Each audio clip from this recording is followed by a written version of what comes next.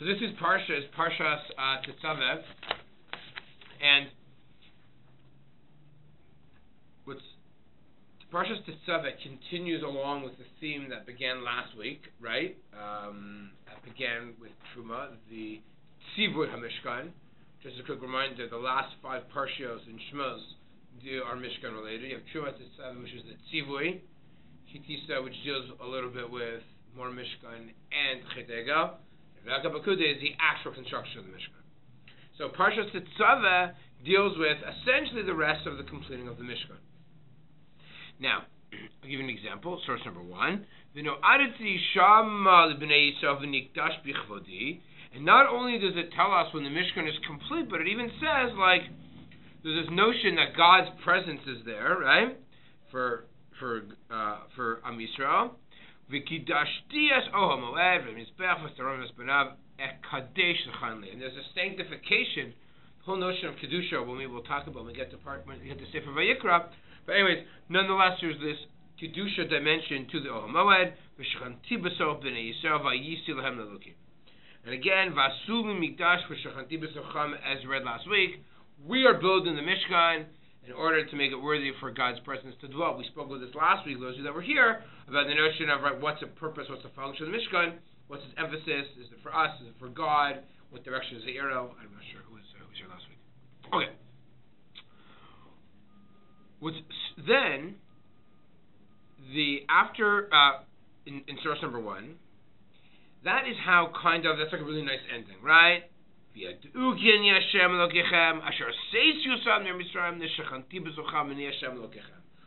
this notion that that's it, we've brought the Shekhinah, God is in our midst, that's what we're here for, that's our purpose, that's what we've accomplished, unbelievable. That's the reason why we didn't just leave Egypt just to leave Egypt to go on some type of vacation, and I don't know if such a vacation was out there in the desert, but anyways, that wasn't the purpose was Gilu Shekhinah, right? If we're going to go back to what we touched on last week, if Har Sinai is the divine revelation of God's presence is felt, that is being perpetuated on a welcome. That is being perpetuated on a regular basis, on an ongoing basis, through the Mishkan. Again, the Ramban from last week, the Har Sinai wasn't a one-time event, but it was ongoing by the Mishkan.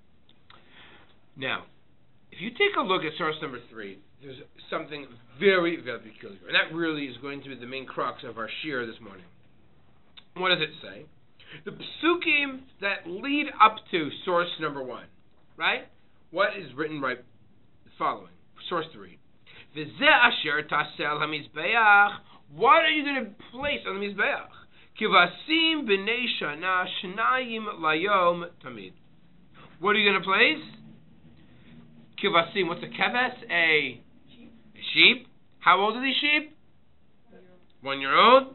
How many are there? How often? Every day. When will you place these 2 shepseles? 1 in the morning, 1 in the afternoon, right? Ben Rabbi. Okay. Not only will you just add meat, not just meat, but also isaron solas. You're going to have solas. You're going to have flour.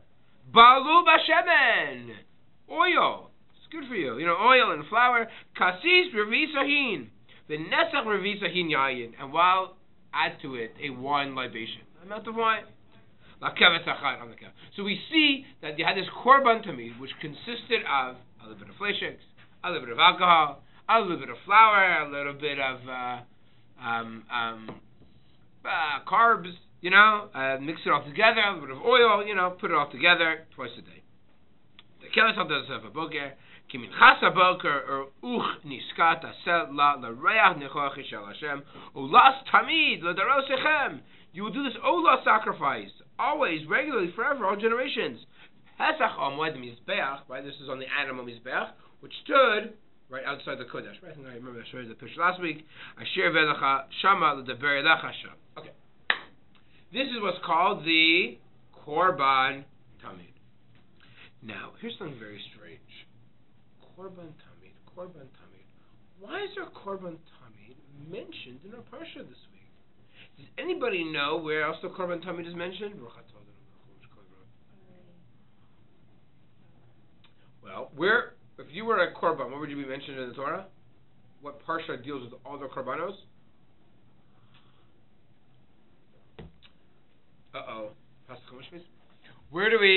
Where is it mentioned? Where do you see korbanos? Where lists all the korbanos? Parshat Pinchas, no? Parshat Pinchas, the maftir of the day. The maftir lists all the korbanos with Rosh Chodesh and Shabbos and all the holidays. So, look at source number 4. Tetzaveh b'nei Yisrael v'marta alehem es korbani lachmi li shai reach nichochi tishmu lach v'yivli modo v'marta alehem zeh yishu tekivu Hashem kavasim b'nei shanasim shayim lehem l'atavid. Again, as a kemes achat Tetzaveh boker, as a kemes hashit Tetzaveh rabayim. Once again, vasivri saifa solas min chabulav Hashem kasir revisim olas tamid.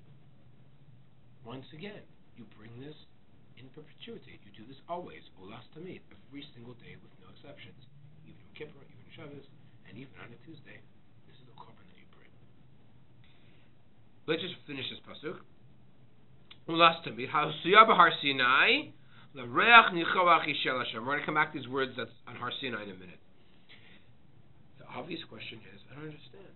Why is the Torah repeating the korban tamid? Why does it list the korban tamid in our Parsha, Parshat Tetzaveh, and then repeat almost verbatim in Parshat Pinchas?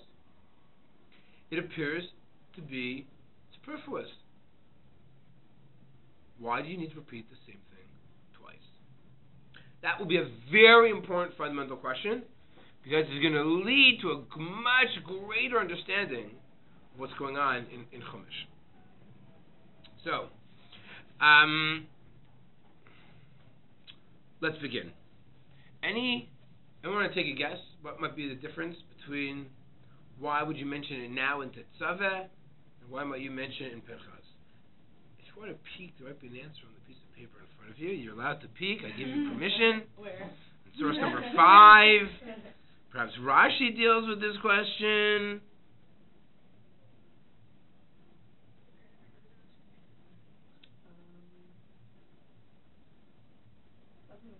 Okay, I'll explain. I will explain. That's okay. I apologize for making you think too much at your university. All right. So, it's like this. Rashi's bothered. Because the second time it's mentioned, there's a throw-out. And what's the throw-out line? Olas tamid haseb Har Sinai. The olos, what's an olah type of sacrifice? Means the entire animal is consumed. Shlamim, you don't have the whole animal consumed. Other people consume it. The Kohen, the owner. And olah is totally consumed on Mizbeach. And it mentions olah on Har Sinai. What's an olah on Har Sinai? Right? Like, when did that happen? What's that all about? Says Rashi, source number 5. Ha'osiyah b'Har Sinai. So this is Rashi on Parshat Pinchas. K'osan shenasu b'yamei ha'miluim. Just like the times of the miluim. What were the miluim? So we know during the inauguration, miluim would be translated as inauguration.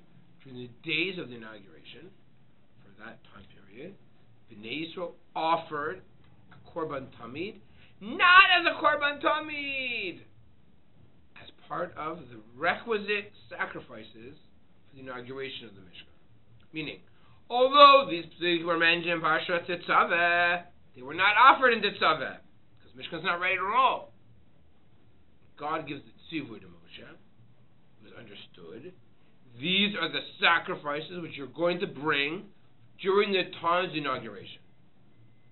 What will then happen, I'm just going to explain this, in Parshat Pinchas, is those sacrifices that were offered as part of the inauguration, they'll be repeated in Pinchas, not because we need to not as inauguration sacrifices, but as part of the daily routine in the Mishkan.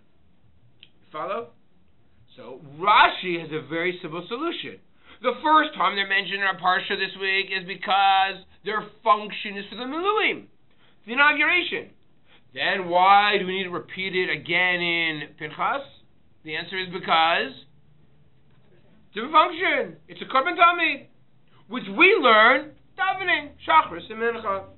But if I would just have the psukim with Tetzaveh, we would absolutely have no idea, no knowledge, no commandment Have it. Bring a korban tamid. So that's how Rashi resolves this very easily. Shemos, it's about miluim, and in Pinchas, it's about ongoing. Simple, no? Very simple solution that Rashi has. Now, but then yeah. how come in Hebrew, when people go back, like in the army, when they go and do service for like that little bit? Miluim? Yeah, That's funny. Only? Is it the same thing? Because it doesn't make sense if that's the translation. Well, sorry, there's just no, it's not supposed to be. I'm not laughing at you. Okay, I'll tell you what. Okay, you asked a very good question. Let's go with the root word in Hebrew. The word miluim means the word malay. So when you're on miluim, you need to fill in. You still need to fill in, right? That's what it means. When we're inaugurating, it's also the same idea. It's like we're filling in the Mishkan. We're getting the Mishkan ready. We're preparing the Mishkan, right? And that's the idea behind it. Maybe that's a great question. Yeah. Also, I don't know if miluim was a word, but didn't they use that when you were building the Beis Mikdash in David's time, like to fill in the mountain? They're called miluim. You know what I'm talking about? Yeah, like to fill it, like there was like a mountain here and like a mountain there. And they had to like flatten it. And they like filled it in. I think they called it. Tanakh in my room. Okay, could be. I don't know. Okay, could be. Sounds good to me. No, okay, no, makes sense. Makes sense. So, what I'm. By the way, they called me Miluim for the inauguration was also because you filled up the Mishkan, right? The korbanos and you're getting everything ready to get going. Now, that's what Rashi resolves. So, okay, we see here that there's two different functions. Function one, daily. Originally, though, it was borrowed from the Miluim, from the inauguration time. That's a very powerful message. What's the message that I think Rashi is trying to teach? Or the Chumash is trying to teach, that Rashi is trying to tease out? So think about it for a second. What started off as just a week event, a set amount of time. Why do we bring the Korban Tamid down the road? Says Rashi, what we are doing regularly on an ongoing basis has its root in something which is unique and special. Meaning, this was a one-time commandment. New, fresh, special, revolutionary. That same korban will become a korban that will be mundane and routine. But the purpose of that mundane and routine shouldn't be left as mundane and routine, because what is it coming to connect with? Now you'll appreciate it. What's the pasuk that this is going on? Hasuya Bahar Sinai. That the korbanos that they gave at Har Sinai, meaning, because maybe I need to explain this first, but these were commanded by Tetzaveh Mishkan and Har Sinai, or they had a Shabbaton, right? After the Luchos, they didn't just leave, they hung out. They actually hung out for a very long time. Hang out for basically a year. Long Shabbaton. A good sponsor. So, as they're hanging out in the Shabbaton, they had the command to build the Mishkan. The korbanos that they brought, the idea here is that these korbanos were supposed to, even though they were perceived as a one-time event, now, right, now we want to bring the Mishkan. We want to build the Shekhinah. We want to bring the Shekhinah. We think this is just a one-time event of bringing the Shekhinah, right? Ukvod Hashem alat HaMishkan. No! That sense will be done daily. That there's still something which we take for granted as mundane and monotonous, twice a day, davening twice. No! It has its roots in something unique and special and significant. Right? Oh, we're going to come back to that theme in a few minutes. So that's the that's Rashi's understanding. But Ramban has a major problem with this. Ramban says, Rashi, you're forgetting what a very important pasuk. I don't want to read the Ramban. I want you guys to figure out the Ramban. I'm just going to tell you, the Ramban is bothered by source 3, pasuk mem beis. Tell me what you see in that pasuk, which could perhaps be very difficult for Rashi to understand. What word do you think? What? What did I say? Again, what word in pasuk mem beis Ramban picks up on and says, Rashi, you don't make sense. Which word? And why? And I'll repeat. Rashi argues that source 3 is a one-time event for the Miluim. Excellent. Very good. Also, Wonderful. No, read it. Comes along the Ramban and says, I don't understand Rashi. It says in the Torah, L'Dorosechem. If it says L'Dorosechem, how can you tell me this is a one-time event of the Miluim? It's not true. Isn't that neat? Yeah. Now you'll appreciate, and where is this? This is the Ramban in source 7. I should have flip-flopped 6 and 7. What is source 7?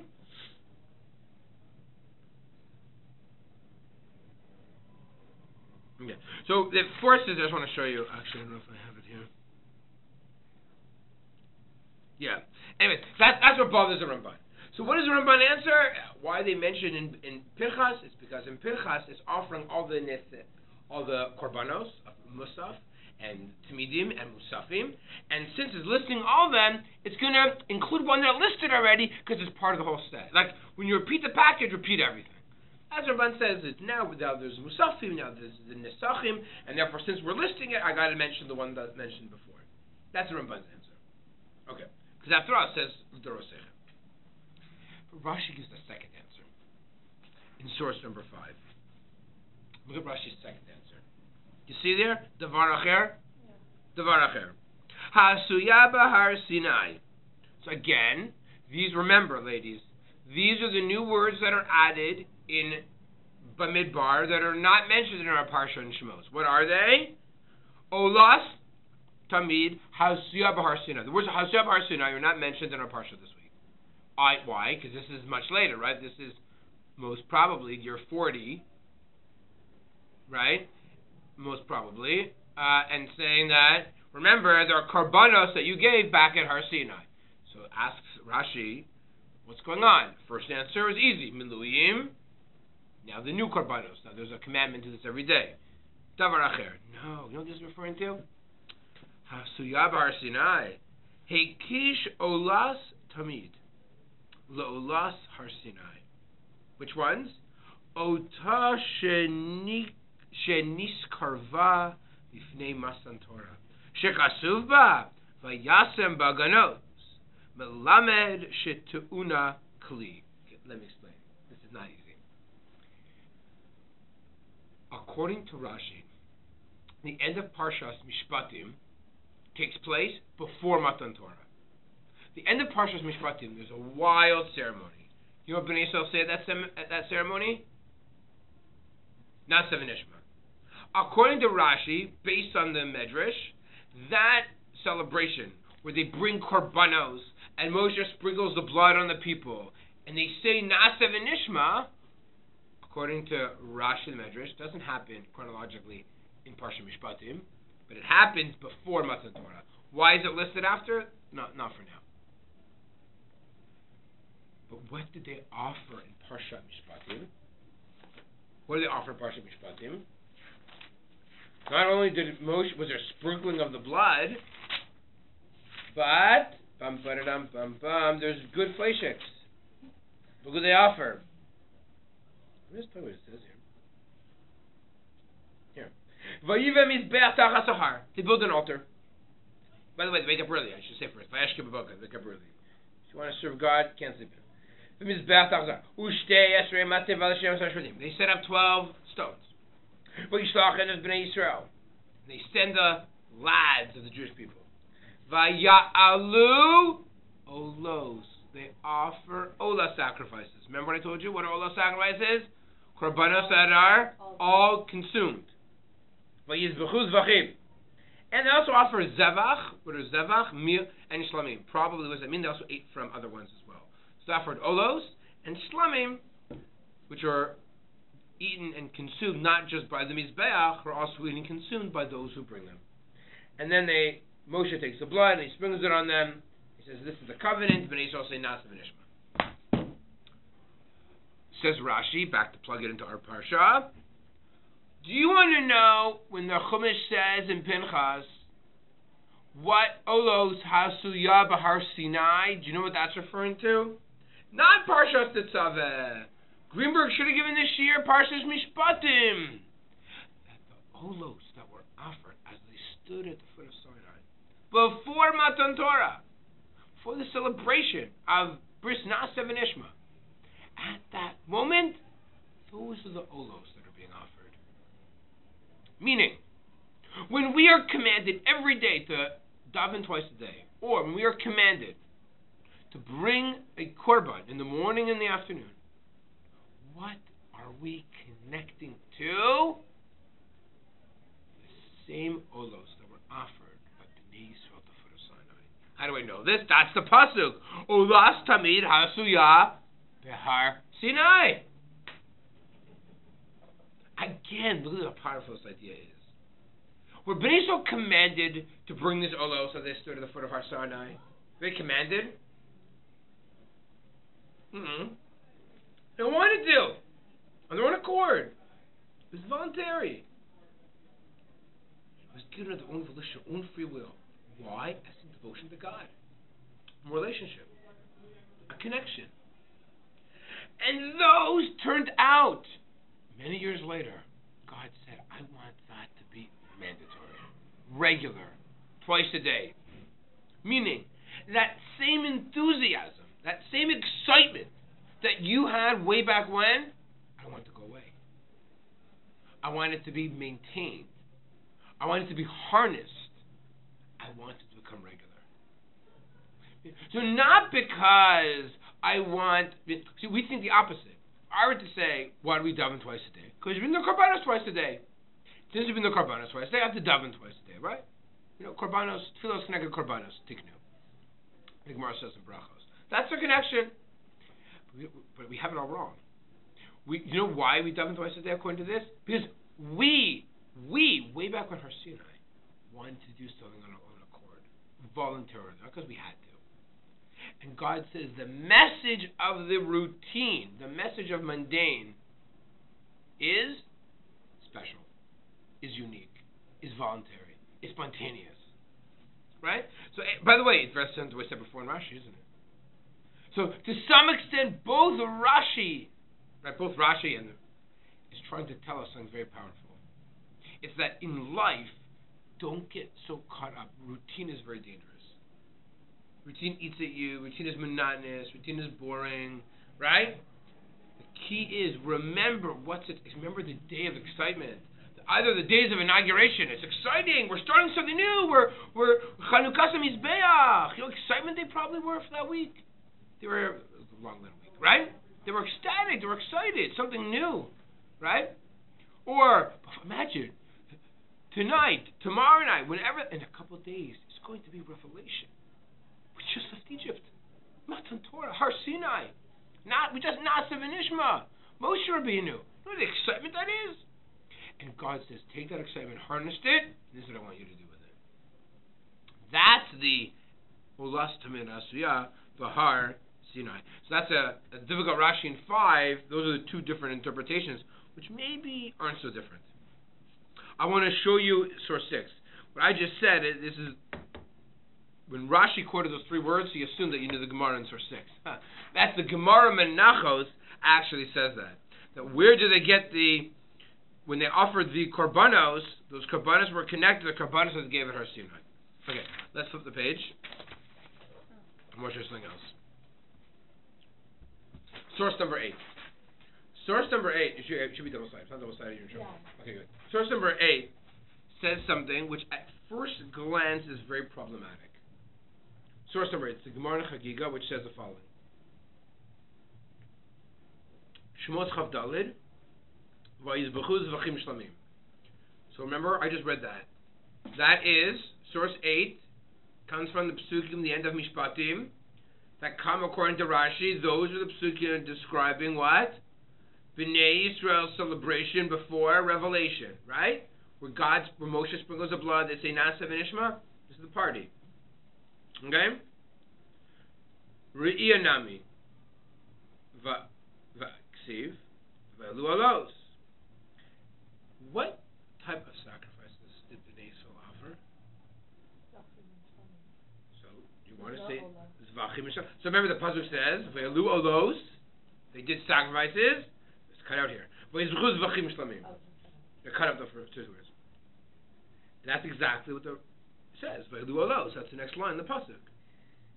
So I don't understand. What do they offer? Do they offer zvachim and shlamim, or do they offer olos? I told you they're mutually exclusive, because olos get totally consumed, and zvachim and shlamim basically were often consumed by other people.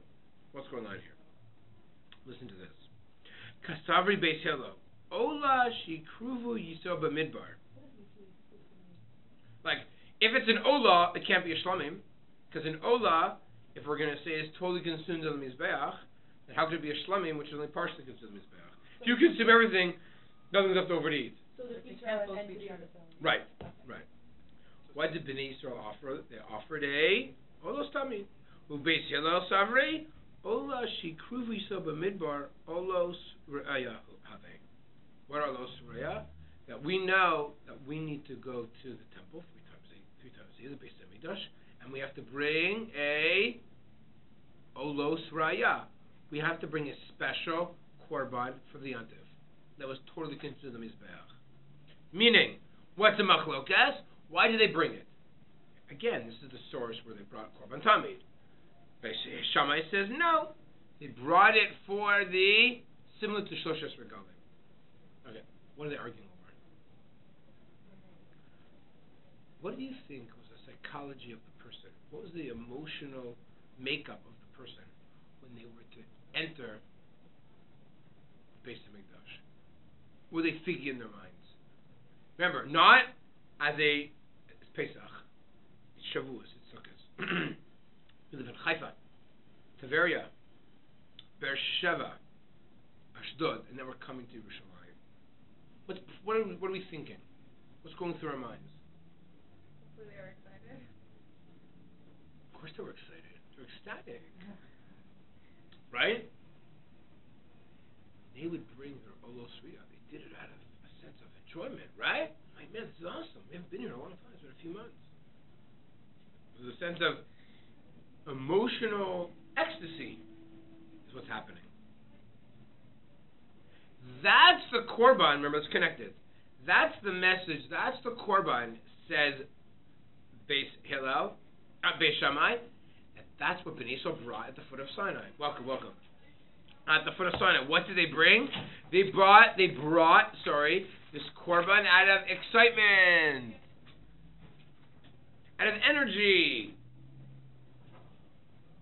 Beis Hillel says, no, you don't understand. When they brought that korban out of excitement, do you know what it was like? It was like the korban tamid. Meaning, we need to have that excitement every single day with the korban tamid. That the bringing of the korban, is what we said before. The bringing of the korban tamid, what appeared to be a one-time event, shouldn't be a one-time event. A one-time event. Don't make that a one-time event. Do it every single day. That's what we said in Beis Hillel. So again, I'm trying to show you that there's a notion of the korban tamid has different aspects to it, right? But it's all about this inherent tension that takes place in life between something that becomes mundane and habitual and something else that becomes a one-time event. And there's that tension that always exists in life, right? Oh my goodness, not another Monday, another week of school, right? In relationships, right? Sometimes people say relationships get stale. That is true with family, that is true with spouses, that is true with God, that is Baruch Hu. Relationships. How do you find newness? How do you find freshness in relationships? Right? That's the challenge that this, I believe, is what we're trying to deal with here. Is trying to find excitement. Trying to find newness.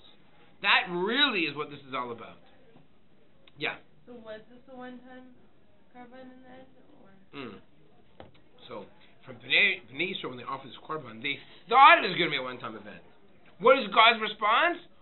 Harness that one-time excitement and energy, like a korban riyah that you bring for a holiday, right? Or that you're bringing because you want to do it on your own, and transfer that into a daily routine, right? And it's a challenge of life, right? That's a challenge of life. If you understand its roots, it also helps, right? So, I'll give you another, I'll tell you one more thing. And not only that, by the way, why must it be an olah? Why is it totally consumed? What is the psychology of something which is totally consumed? What's it saying? Complete dedication, no? Right? When you bring a korban olah, there's a sense of complete dedication. When Bnei Yisrael brought, and this is what the Gemara here is saying, they didn't bring shlamim. They brought an olah. They wanted to emphasize that out of all the sacrifices that Bnei Yisrael brought, the key was the olah. That shows total commitment. When you come to the Beis HaMikdash 3 times a year, when you show up, you better be totally committed. Anytime you do something wrong in Harabayis, in that area, you're chayav kares. Why? It's so much higher on top of Yerushalayim, right? So we see the stakes are higher. There's no room for human creativity and innovation when it comes to the Beis HaMikdash. That is where we have to become submissive. That is where we have to recognize we're human, the frailty of human life, the frailty of the human existence. That's important. That's a very important. There's a time to bring a shlamim where you can engage and eat and enjoy, but there's also a time to bring an olah, and I think that's what's happening right here. That's this message of Bnei Yisrael showing their commitment at Har Sinai. But you know what a gear brings? If a person converts to Judaism, we can't do it today, right? If a person with Judaism, they also need to bring a korban olah. Why? Dedication. If a person wants to convert, they got to bring a korban olah. They got why? Again, dedication. Not just a bris milah, not just circumcision for a man, and tefillah, which is right in the mikvah, but they need to bring a korban olah. They need to show. Again, it's a dedication. In the conversion process today, like they make a convert take a test. Like they have to learn. They have like a system like that in the time of Beis HaMikdash, or is that more modern? Show curiosity. Again, in the times of the Beis HaMikdash, they had to show their commitment.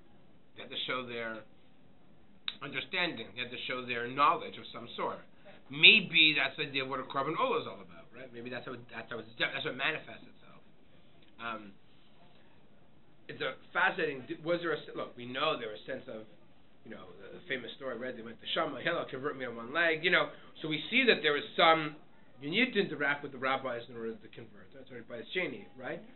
So we know there's some. You have to show you were committed. You have to show that you were serious. Yeah. Again, was there a test, like a written test? I don't know if it's a written test, but for sure, they needed to have some type of knowledge and understanding. And by the way, is that really neat?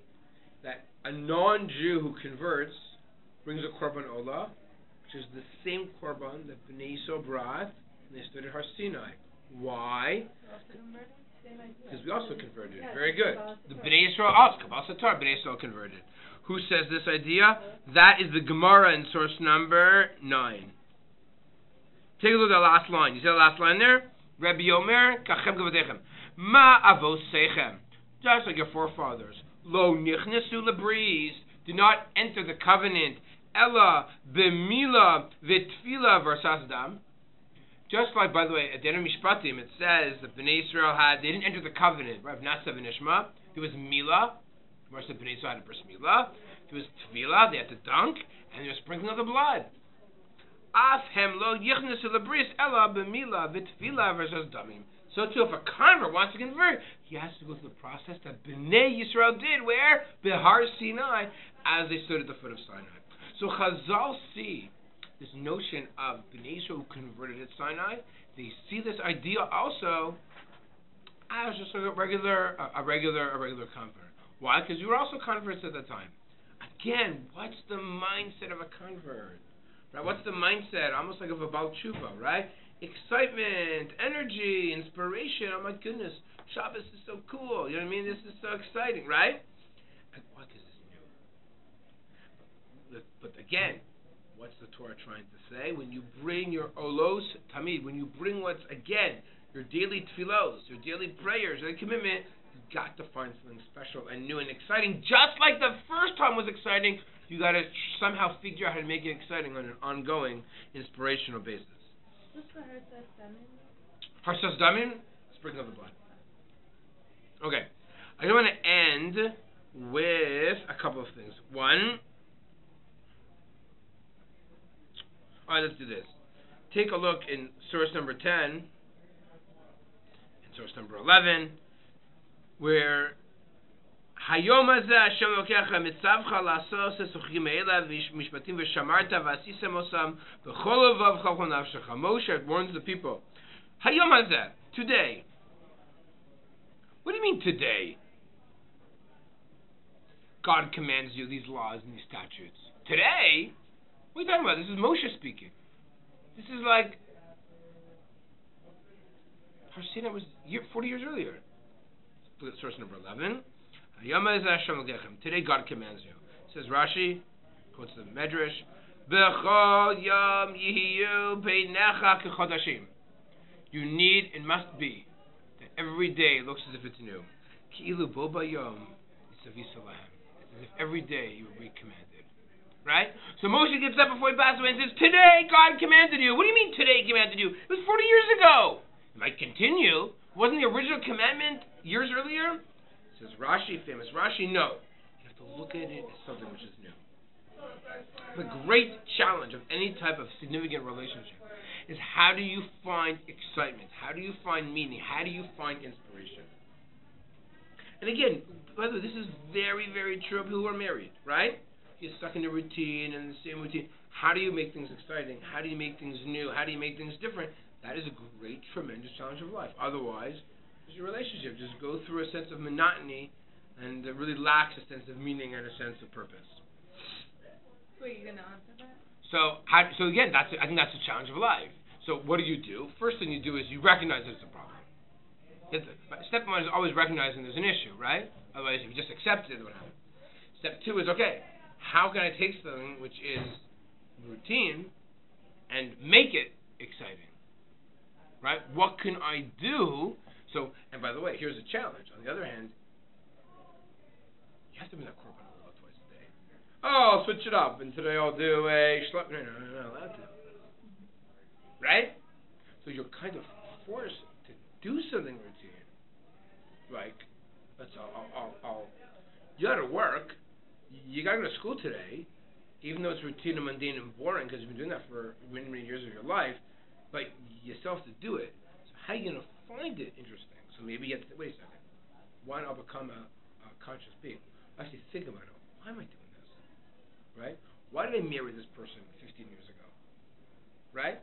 Why is it that I have my children? Why is it that I have my siblings? What makes them so special and unique? So it's true, I can still go through the same routine, but if I just think about, wait a second, why did I make such decisions? Or how do I recognize these people are significant people in my lives? That's already not making something routine, right? So that's why being conscious, being aware of these things adds so much to it. Now, remember that when it comes to tefillah, let's say, you can add things. Right? There is room, there's a skeleton, but there's also room for you to add in your own piece. That also is another way to make it different and unique and exciting. Right? Right? Like in Shabbos, you can with the family. Correct. But you think like the structure is set, but the kavanah is different. Right? Right. Look, I think different times in a person's life will appreciate different aspects of Shabbos, for example, right? When you're younger, most kids find Shabbos annoying. It's very hard for them. Because kids often need external things to get them excited, right? So therefore they find Shabbos boring. And look, winter has its challenges for a kid because they can't go outside. They're kind of trapped. Summers are long. It's hard. For an adult, you're ecstatic not to have to use a phone or computer or work. Shabbos to an adult makes a lot more sense, which is logical, right? That makes a lot more sense. Children don't appreciate family time. Meaning they do subconsciously, but they definitely don't, or not nearly as much as adults do, right? So, I think that's also part of it as well. So when you become an adult, you recognize the beauty of Shabbos. Perhaps when you get older, you make Shabbos more meaningful. And then it's about what are you going to do in those days to make Shabbos exciting, right? Like you said, in terms of davening and family and zemiros and food. Food can also be, look, food has a tremendous impact. If, you think I'm joking, I'm not joking. If you change the food that you did on Shabbos, it also adds excitement, right? If it's the same old kugel and chillin', now women are into kind of changing things. I think our grandparents probably didn't. Our grandparents probably ate the exact same Shabbos food every single week, right? Okay, at different times, different society. So I think even the physical dimensions of Shabbos would kind of, switch off and change things as well. I just want to end with one thing. We'll end there for today. It's super duper late. Not super duper late, just a little bit late. In source 12, look at what happens. I don't have time for this word. Instead, I'm going to give you another word. Not source 12, it's in my head. It says, V'nishantem Yoshan Noshan. It says that we are going to, it says in Parsha Veschanan, I believe it's Perek Vav. I'm just going to look it up. It's actually, we read this on Tisha B'Av in the morning, which is part of the laning. And it actually says, what will be the catalyst that's going to make us serve Avodah Zarah? So what is it? The Torah says,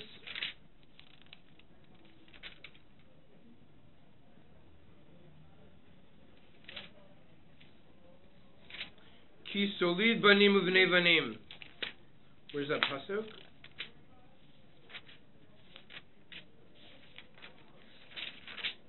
Here we go. I apologize. Perek Dalet. Ki solid banim uvnei banim. You're going to have children. V'noshantem ba'aretz. So what's v'noshantem ba'aretz? You'll be in the land a long time. From the word yashan, right? No. It says Chazal. What's v'noshantem ba'aretz? When you, in terms of you grow old, living to grow old. You just don't. Oldness is stale. Old is boring, right? You'll lose your sense of chadash, your sense of chodesh, sense of newness. When you lose your sense of newness, when you lose your sense of inspiration and excitement, what's the next stage that happens?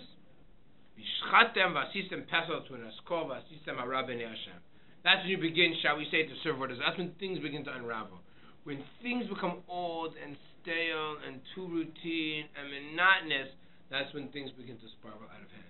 So the challenge of life is to find newness, is to find chidush. That's, by the way, in Judaism, it's kiddush hachodesh. We sanctify newness. Even though the moon, we want to find things that change. You want to continue to have meaning and excitement in our lives. That's really what the challenge of leading a meaningful, significant religious life is trying to find that newness, trying to find the excitement in things that we have to do every day. Have a wonderful day, everybody.